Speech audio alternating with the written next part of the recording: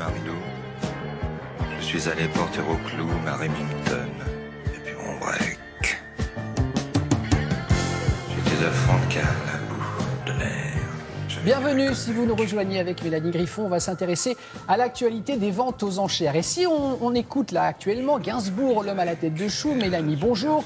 Ce Bonjour, n'est point par hasard, Et allez non. travailler cette chronique. Eh bien oui, regardez, qu'est-ce que l'on voit sur cette pochette? On voit la fameuse sculpture intitulée L'homme à la tête de chou, dans laquelle Gainsbourg se reconnaît immédiatement lorsqu'il la découvre. Il s'en sert donc pour illustrer cette pochette d'album. Et cette sculpture, Damien, eh bien, elle a été réalisée par Claude Lalanne en 1970. Alors, Claude Lalanne, pour ceux qui ne les connaissent pas, les Lalanne, c'était un couple, Damien, un couple de sculpteurs qui travaillaient plus particulièrement sur le thème des animaux et sur le thème des végétaux. Et pourquoi on en parle aujourd'hui? Eh bien parce que ce soir et demain, la maison de vente aux enchères Sotheby's met aux enchères toute leur collection. Alors, des œuvres de Lalanne, on en voit passer régulièrement aux enchères. C'est des artistes extrêmement cotés. Ils ont un succès énorme depuis leur début de création. Ils ont un succès énorme auprès de tous les grands collectionneurs du monde entier, auprès de tous les amateurs d'art. Très cotés. Très, très cotés.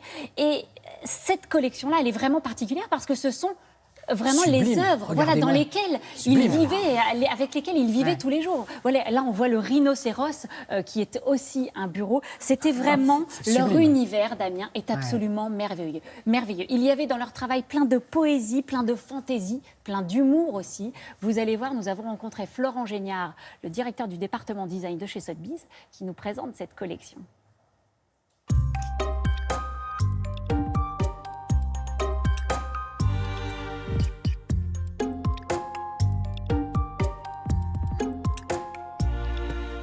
Claude et François-Xavier Lalanne ont commencé à travailler dès 1964 et ils se sont installés au début des années 70 dans un village à 1 heure de Paris.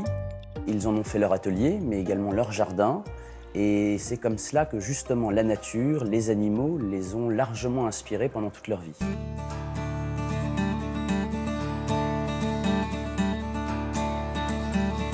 François-Xavier Lalanne, au-delà de l'aspect animalier purement sculptural, il a associé cette fonction très importante qui est l'utilité. Les moutons de laine, ce sont des fauteuils. L'âne n'est pas qu'un âne, c'est aussi un bureau, on peut l'ouvrir.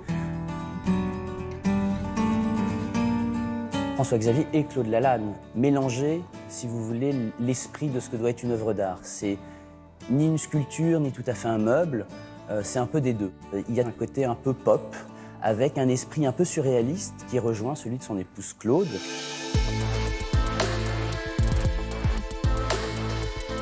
Claude Lalanne regarde justement ce travail du côté des surréalistes. Elle n'a jamais oublié le pain, par exemple, de Man Ray. Ce pain-là, elle le reprend, elle le moule, mais elle lui rajoute des petits pieds. Donc ça s'appelle le pain-pied.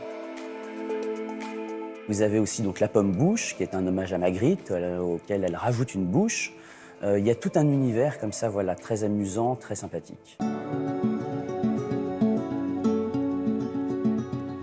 Claude Lalanne, elle, avait une technique bien particulière qui est la galvanoplastie. Donc elle est dans son jardin, elle prenait des feuilles d'hosta, des feuilles de rosier, et elle les baignait directement dans un bain bien particulier sur lequel le métal venait comme aimanté directement sur la feuille végétale. Et ça lui donne cette couleur un peu oxydée, un peu marron, justement, qui s'accorde divinement bien avec le bronze.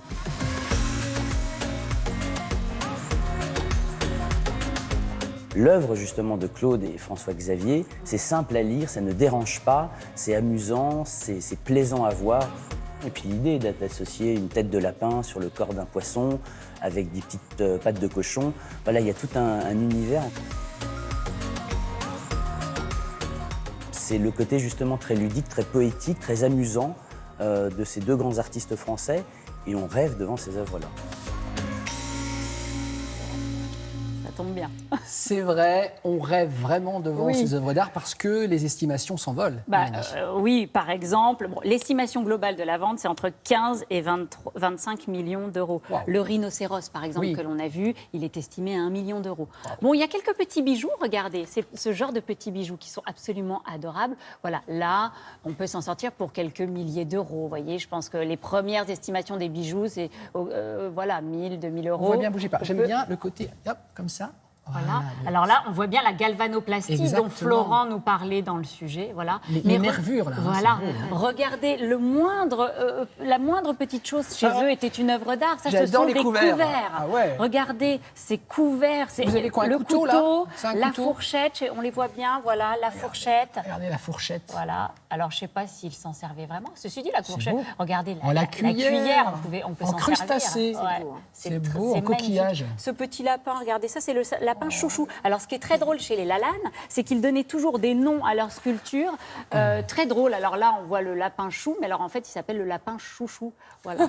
La vente. Alors, il y a 2 sessions de vente. Hein. Une première ce soir à 18h30 et une seconde demain à 14h30 chez Sotheby's à Paris. Ne cherchez pas la guitare de Francis, aucun rapport, c'est pas le Ah même oui, Lalanne. non, ça, c'est sûr. Voilà, on est d'accord.